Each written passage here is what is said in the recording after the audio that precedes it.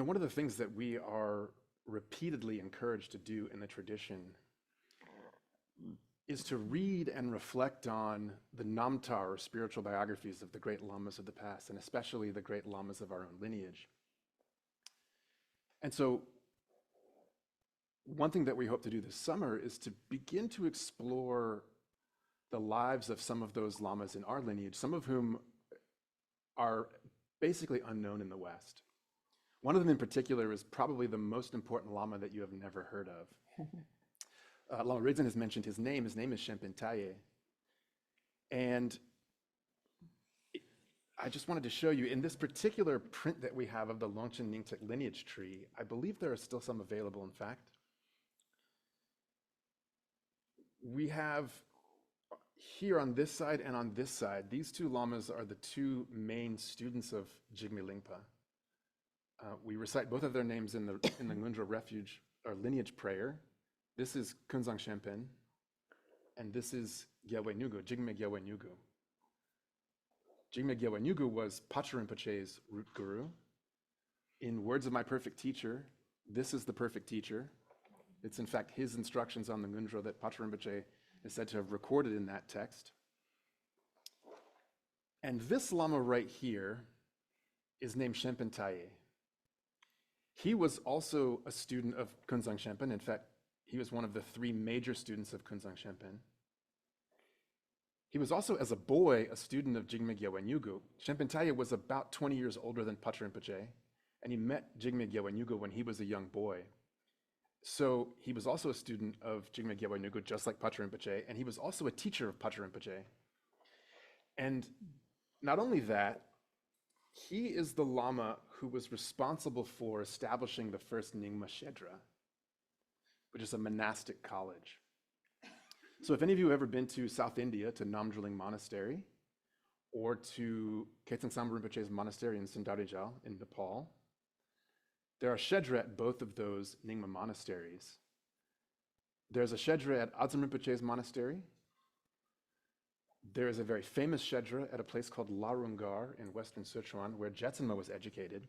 And in every one of these places, they follow, generally, the curriculum that was first developed by Shenpen Taye. And so what we are going to begin to explore this summer is that curriculum in general. Now, don't be put off by the word curriculum. It makes it sound more formal, I think, than is intended. Because what Shenpen Taye developed was a sequence that starts with the most foundational Buddhist teachings that are held in common by all Buddhist traditions and by all lineages in Tibet. And he laid out a sequence that begins with those teachings and culminates in the study and practice of Dzogchen. And there's a text in particular that has never been translated before, that I happen to have translated for the recent conference at Rice. And what is really interesting and profound about this particular text is that not only does he very generally lay out this sequence of the 9 vehicles, this sequence of the path from beginning to end, he does so in a very experiential way.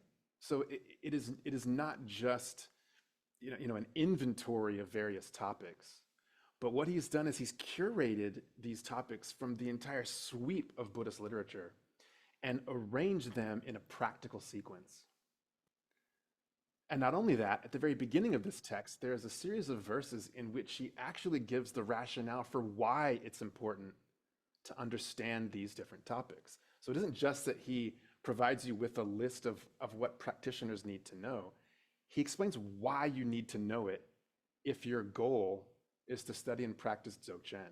In fact, he even says at the very beginning, those of you who want to become Buddhas in one lifetime, you need to understand these topics. And then he lists a series of reasons why you need to understand these topics that goes from one to the next. So one reason why it is important for practitioners to be familiar with this is that when we're told to read and reflect on the biographies of the lineage lamas, the reason for that is because it's very important for us on the path to emulate their example. We hear a lot about devotion to the guru-student relationship, guru yoga, all of which is very important. But one aspect of that that is maybe sometimes not emphasized enough is that there's a very practical way in which the teacher-student relationship is a kind of apprenticeship in which you are learning to emulate as much as possible the example of a living teacher. And one way to emulate that example is, in a sense, to emulate the training that has been crucial for the lamas of our lineage. And to one degree or another, all of those lamas, in the recent history of our lineage, have been shaped by this particular way of approaching the 9 vehicles as a gradual path for a single practitioner. Another reason why it might be useful to approach the study of the path in this particular way is that the way that Shenpen Taya presents these topics, and so these are topics like, for example, the 5 aggregates, which might say is very basic.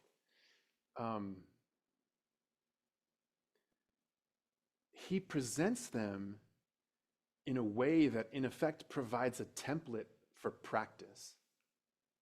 And what I mean by that is that, some of what some of us, have said in this particular retreat when we talk about practice and finding time for practice, and this is true. This is very true for me as well. So I'm speaking personally about this. Is we often think about having time for practice as having time for being seated on the cushion in a formal session of meditation, because we have one or another commitment that we want to honor, whether it's to practice the foundational practices, to practice a sadhana, whatever it happens to be. Another way to think about practice that this way of approaching the path suggests is to think about practice as the kind of thing that you can do off the cushion as well.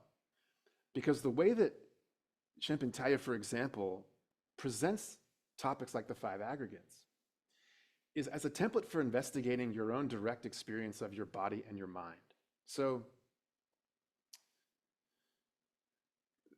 there's a teaching anecdote from the Thai tradition, in fact, but this is very similar to what is suggested by this curriculum. So a layperson, with a life and a family and a career, asked a meditation teacher what to do about not having time to meditate. He said he wanted to meditate, he just doesn't have any time. And the teacher responded, "Do you have time to breathe?" Seems like a silly question. And the answer was, if you have time to breathe, you have time to meditate. Because there's a sense in which meditating is sometimes just bringing your attention to the simple act of breathing. In the same way, sometimes what meditation can be is to bring your attention to your direct experience in your everyday life of the body and the mind. And that's in fact where Shenpen Taya says the path begins, is it begins with investigating in a very ordinary way the experience of having a body and having a mind. And then, the way that he then unfolds this process is that you begin by investigating the elements of your own experience, what it feels like to have a body in terms of the 4 elements, which in this case aren't 4 elements out there somewhere, but right here in the experience of your own body, the solidity of your own body, the warmth of your own body, the experience you have of seeing and of hearing and of smelling, tasting, touching.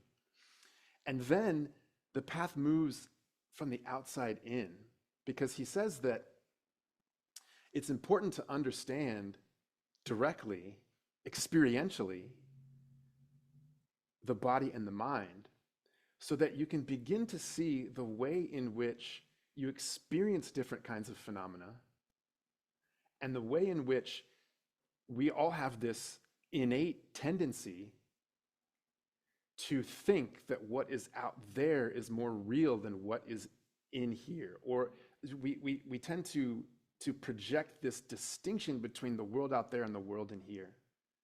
And we are inhabiting a world and the real world is out there.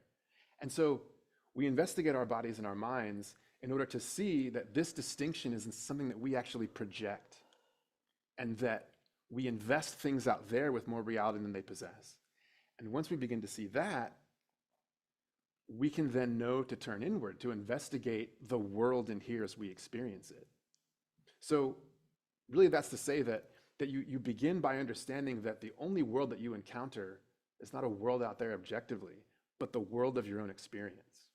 And then you move from that experience more inwardly to begin to see the way that you experience your mind. Now, without getting too far along or too far ahead of ourselves, just the preview, what he then will do is show us how we can experientially understand that that distinction between out there and in here is false.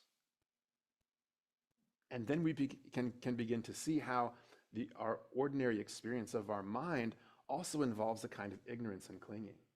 And so the way that the path then proceeds is to move from the outside in, to loosen our fixation on the world out there, then to loosen our fixation on the world in here, or on the mind that experiences the world, and then to loosen our fixation on our ordinary sense of experience entirely. Because then the way the path proceeds is to collapse that distinction so that we can gradually approach some of what we're beginning to touch into in the seventh training, which increasingly is the inseparability of appearance, what we experience, and its true nature or emptiness. And the way in which that inseparability is in fact a luminous inseparability, which is what we touch into, what we are approaching in the practice of Dzogchen. And again, Shenpa Tai emphasizes that to get there, you have to start in a very basic sense with just our ordinary experience of our bodies and our minds. So that's a kind of sneak preview of what we're going to begin to explore together, and of what this particular way of understanding the 9 vehicles is really about. It's not, again, not an inventory of various categories, but a series of practical templates for exploring our own experience of our bodies and our minds.